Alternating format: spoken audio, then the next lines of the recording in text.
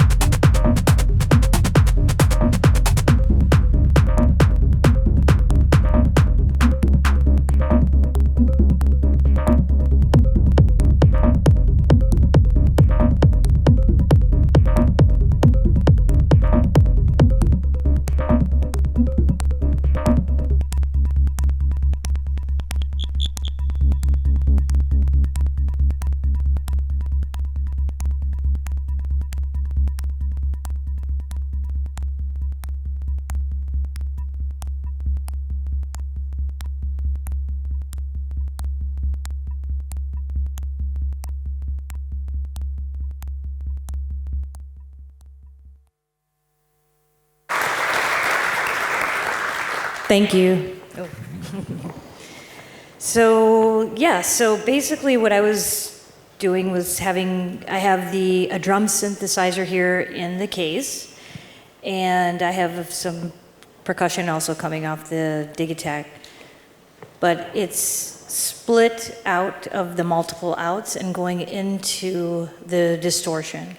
So you could hear toward the end, as I was backing away from the distortion, you could hear how much the distortion was adding to the drums in the set, like driving it, adding those little chirps and just interesting things as it is patched through this delay that's right next to it. So the two sides of the distortion going into the dual looping delay, taking advantage of both of these modules, being able to use this as two separate distortions. Then it's going into the crossfade module. And the interesting thing about it is that I have an extra layer of kick coming from the drum module into one side.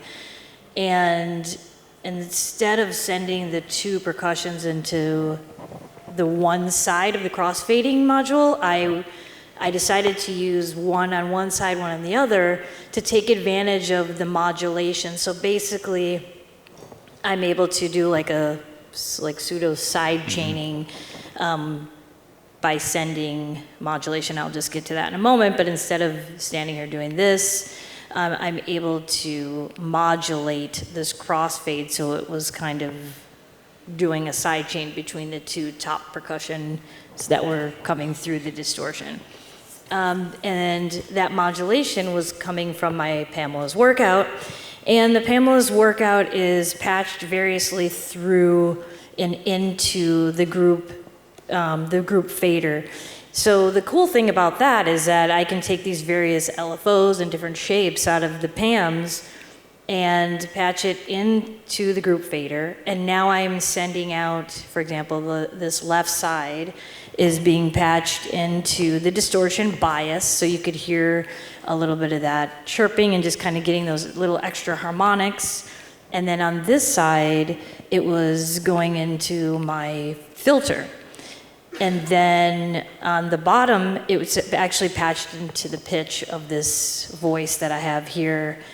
And with these switches, which actually are little macro controls, so basically they're on off, they're either a mute or a temporary mute, I was able to just quickly change the pitch and modulate the pitch, and that's where you're kind of getting that like weird little kind of growly thing, and sort of like a transition or a breakdown. So that's that was kind of the fun of like using this the group fader and having the mutes. It's just different ways to be able to take one sound and be able to change it quickly and then be able to bounce back to the other sound. Right. And be able to do that with just like one little click, as opposed to trying to turn all these knobs all at once, which brings me to this group level, which I was adding a little bit and then kind of backing off. And this is basically this macro knob that's controlling all the modulation that's being patched into it.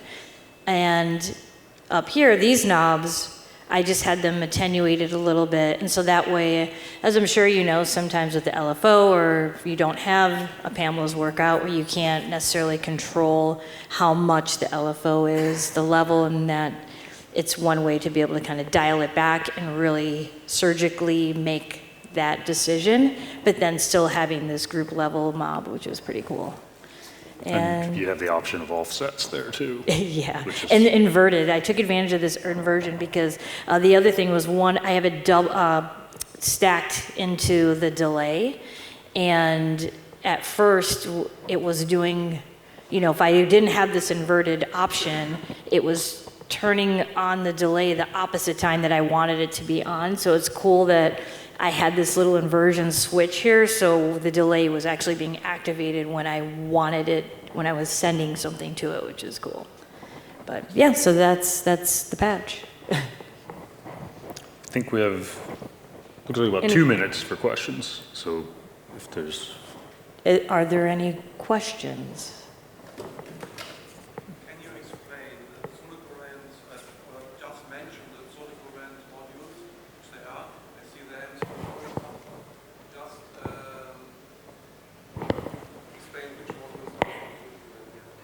So tell, I guess, you want to explain Like each? just more technical detail in each. Yeah, so, So quickly, the distortion module has two identical stages. In this case, Travarsi was using them separately. You can patch it as stereo, obviously. I personally tend to keep them cascaded in series for more distortion. There's a wet dry on each channel that can be voltage controlled. The bias of the tube on each channel can be voltage controlled as well. That will change your waveform symmetry and thus your odd and even harmonics. There's a tilt filter at the input, which is centered around 685 hertz. It's basically two shelving filters, so it's either a bass boost and treble cut or a bass cut and treble boost. Also feedback loops for each. So there's a lot of range there to transform a voice. It's a way to extend a limited number of voices. right, by like I was turning getting it that in- low end out Right. of just some top percussion, just by using the tilt. Using You the could hear tilt and that. a long feedback loop, you can get like rumbles out of something that didn't really originate that way. So when you think about case economy, a lot of times I think it's easy to talk about distortion. It just makes everything crunchy, but it's really much more to that. It's a way of extending your number of voices with more limited modules. The crossfader is 3 crossfades in one package. There's 4 inputs, so each pair of inputs feeds a side crossfader, and those internally feed the center crossfade. The simplest way to think about it is a 4-to-1 crossfader, but obviously there's a lot of different ways to approach routing through that. It can be a very complex wet-dry for multiple effects at once, sort of a layering and final mixer at the same time for what you were doing, but also allowing you to change between 2 voices with the kick. Yes, so I just came out, patched out the output just into one channel on this mixer where all the percussion was just running through this and then to one channel. And while keeping it pretty open in terms of ergonomics, so that performance control is very important to me when I design something. So it has to be something you can get your hands back into.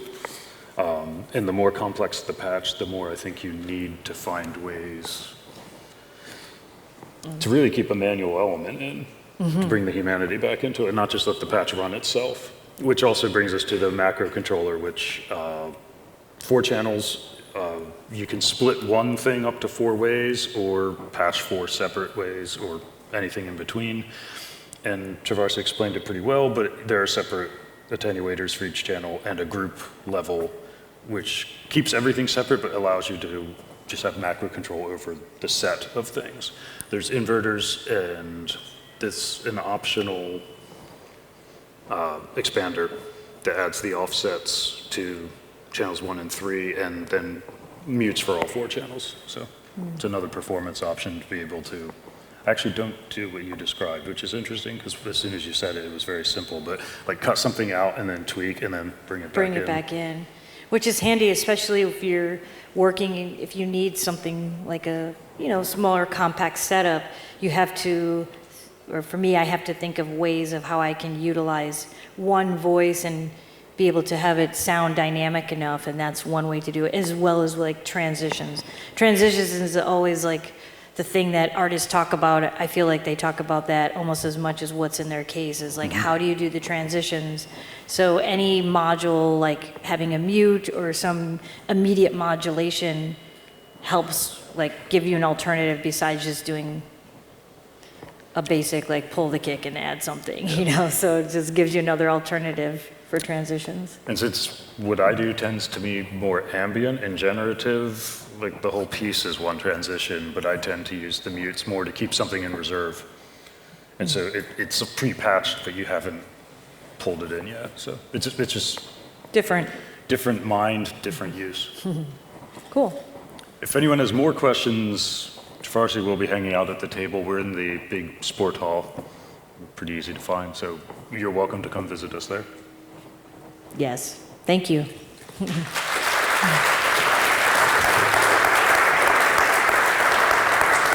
Thank you.